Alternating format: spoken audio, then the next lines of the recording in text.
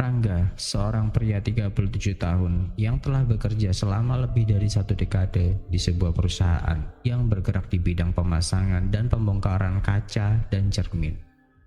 Dengan posisi di bagian perakitan dan pembongkaran kaca bangunan, ia terbiasa menghadapi risiko tinggi setiap harinya, mulai dari bekerja di dalam ruangan untuk pemasangan atau penggantian, hingga bekerja di ketinggian yang menantang adalah makanan sehari-harinya. Meskipun pekerjaan penuh tantangan dan bahaya, gaji yang besar membuatnya tetap bertahan. Selama bertahun-tahun, ia telah memindahkan kaca dari gedung-gedung tinggi tanpa memikirkan apapun selain target dan keamanan. Hingga suatu hari, tugas yang tampaknya biasa-biasa saja berubah menjadi awal dari pengalaman mengerikan yang akan mengubah hidupnya. Pagi itu Rangga bersama timnya dikirim untuk membongkar kaca-kaca dari sebuah gedung mal yang sudah lama ditinggalkan. Mal tersebut yang dulu menjadi pusat perbelanjaan mewah, kini akibat pandemi yang menyerang seluruh dunia, gedung itu hanya menjadi bangunan kosong yang dipenuhi debu dan desas-desus cerita horor. Beberapa orang mengatakan bahwa arwah penasaran berkeliaran di dalam gedung, sementara yang lain percaya bahwa pantulan kaca-kaca di sana menyimpan rahasia dunia lain.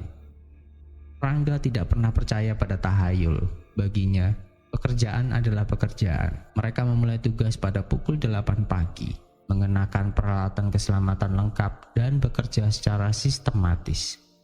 Kaca-kaca besar yang dulunya memamerkan etalase penuh kemewahan, kini hanya menjadi dinding berdebu yang memantulkan bayangan suram. Ruang kosong di dalam mal membuat suara langkah mereka bergema, menciptakan suasana yang semakin mencekam.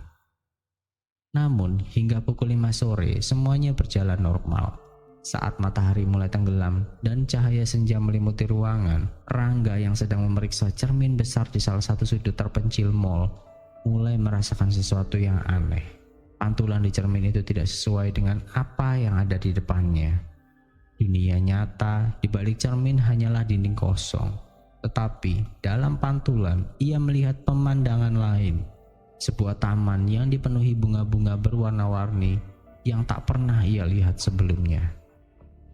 Langit di pantulan itu berwarna keemasan dengan awan-awan yang membentuk pola indah seperti lukisan.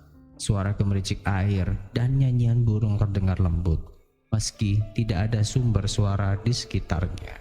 "Rangga, apa yang kau lihat?" teriak salah satu rekannya, membuat Rangga tersentak. "Oh, tidak ada, hanya pantulan," jawabnya gugup.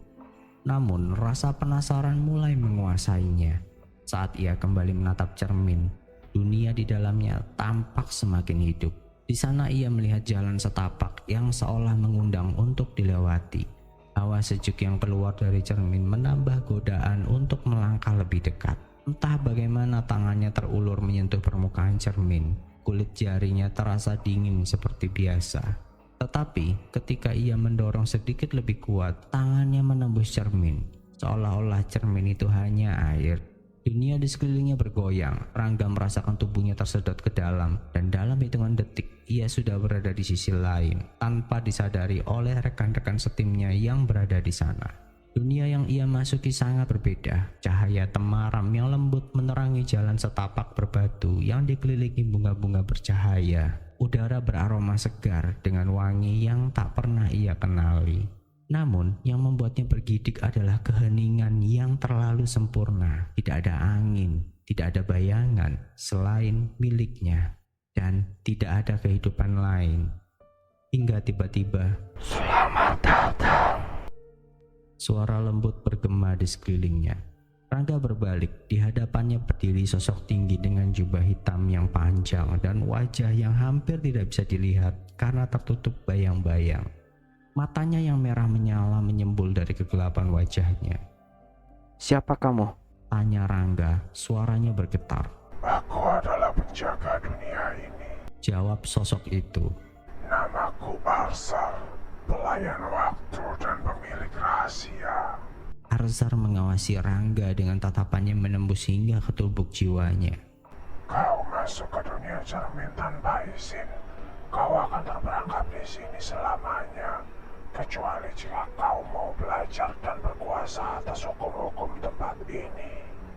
Dengan takut sekaligus penasaran, Rangga bertanya, Apa yang harus aku pelajari? Semua yang ada di sini tunduk pada energi pikiran dan niat. kata Arthur.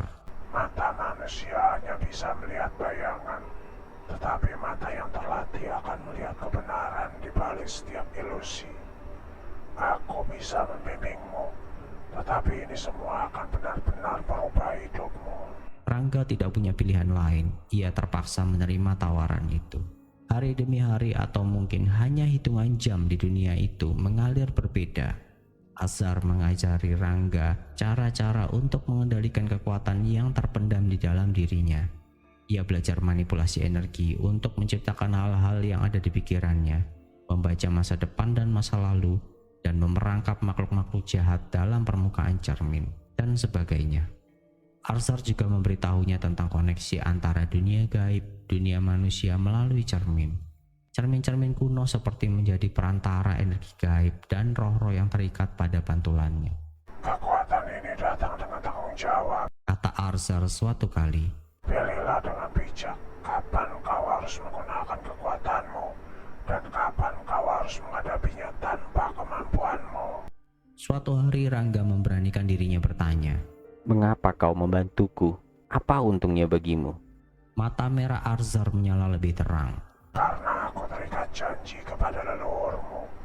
Dulu seorang kakek buyutmu yang sakti menyelamatkanku. Ia meloloskanku di saat aku sedang melemah. Aku berutang budi dan kau adalah ahli warisnya. Rangga terkejut. Jadi, darahku memiliki kekuatan juga. Lebih dari yang kau tahu. Jawab Arthur. Setelah mempelajari banyak rahasia, Rangga akhirnya bisa membuka jalan untuk kembali. Saat ia melangkah keluar dari dunia gaib melalui cermin, ia menemukan dirinya berada di tempat yang sama. Tetapi waktu telah berlalu 2 tahun. Orang-orang mengira dia sudah menghilang dan meninggal. Keluarganya berduka dan pekerjaannya di perusahaan kaca telah lama diberhentikan. Dengan hati yang berat tetapi penuh pengetahuan baru, Rangga memulai hidup baru. Ia membuka warung kopi kecil-kecilan dan secara diam-diam mulai menangani kasus-kasus supernatural yang banyak melibatkan makhluk halus, dan kebanyakan ia mengatasinya menggunakan cermin. Setiap kali ia berdiri di depan cermin, ia tahu bahwa bayangan di baliknya mungkin lebih dari sekedar pantulan biasa. Tetapi ia tidak lagi takut, karena kini ia adalah penjaga di antara dua dunia. Kekuatan alam gaib adalah miliknya melalui perantaraan cermin. Hingga satu waktu ia mendapat kasus. Ada seorang remaja yang bekerja sebagai cleaning service mendadak hilang saat bekerja. Kepala security yang kebetulan langganan di warung Rangga merekomendasikannya pada atasannya hingga mendapat persetujuan untuk menyertakan Rangga dalam pemecahan kasus ini. Singkat cerita, Rangga menyanggupinya dan meminta syarat bahwa ia boleh memeriksa titik hilangnya remaja itu di malam hari ketika museum sudah tutup. Benar saja, titik hilangnya adalah tepat di depan cermin kuno antik yang dipajang di sana. Kepala security pun menceritakan keganjilan saat peristiwa itu terjadi. Semua kamera CCTV di gedung museum itu tiba-tiba error saat kejadian berlangsung, menyebabkan pihak museum tidak memiliki petunjuk apapun. Rangga tersenyum dan berkata, Pak, bisa tinggalkan saya sendirian di ruangan ini? Kepala security pun keheranan, tetapi tetap berkata, Baik mas, saya tunggu di pos depan. Kalau ada apa-apa, teriak saja, saya akan segera ke sini. Dan saya juga tetap pantau dari CCTV. Rangga tidak menjawab, ia hanya tersenyum dan mengangguk. Saat sudah sendirian, Rangga mulai menatap cermin itu. Perlahan, bidang pantulnya mulai membelok, bergelombang, bergeliat, seolah-olah itu adalah benda cair. Tak membuang waktu, Rangga segera memasuki cermin itu. Dan benar saja, cermin itu terhubung ke alam gaib. Rangga memulai pencarian di alam ini. Ia tidak terikat hukum fisika manusia. Ia bisa terbang bebas untuk mempercepat waktu pencarian. Karena Rangga tahu beberapa jam di sini bisa setara dengan seharian di dunia manusia. Di kejauhan Rangga menemukan remaja itu, Yanto namanya. Dan tampaknya Yanto sedang dalam masalah besar. Ia dikelilingi makhluk-makhluk gaib yang mencoba untuk membuatnya terperangkap di sana selamanya. Mereka memiliki tubuh yang pendek dan kekar berbulu. Mata yang besar tanpa pupil mata, hidungnya pesek dan mulutnya terbuka lebar memperlihatkan taring-taring tajamnya. Sementara itu, lidahnya menjulur panjang keluar. Saat itu mata Yanto sudah terlihat kosong, wajahnya pucat dan ia hanya tidur terlentang tak berdaya. Rangga segera mendekat sambil berteriak, Yanto, bangun, sadarlah. namun Yanto terlihat tidak merespon.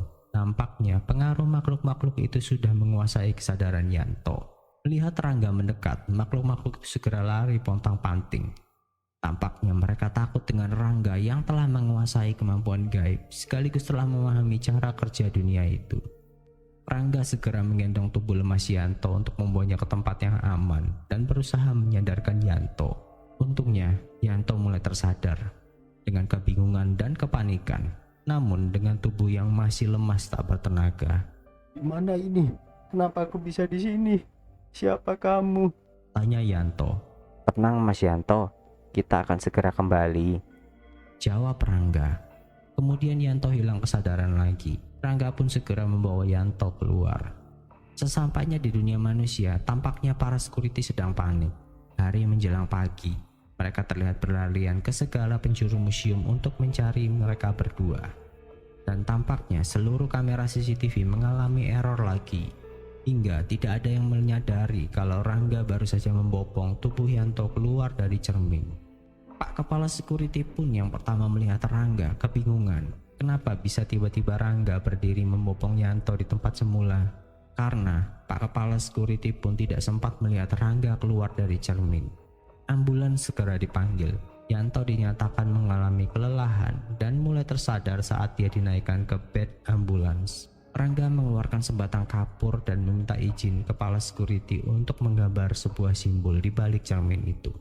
Waduh, ini barang bersejarah mas, jangan dicoret-coret. Kata Kepala Security. Kalau gitu, apa Bapak mau hal ini terulang lagi? Bahkan bisa menyebabkan hal yang lebih parah loh Pak. Rangga sedikit mengancam agar Kepala Security mengizinkannya. Kepala Security yang tidak berani mengambil keputusan pun nelpon atasannya. Untungnya, atasannya cukup bijak dan berkata, Kalau begitu baiklah, tapi jangan sampai kelihatan siapapun ya Pak. Rangga yang mendengar hal ini memahami. Ia menunggu keadaan sepi sembari meladeni pertanyaan-pertanyaan yang tidak bisa ia jawab sepenuhnya. Saat keadaan sepi, Rangga menggambar simbol segel yang aneh di balik cermin itu untuk menghindari hal ini terulang kembali.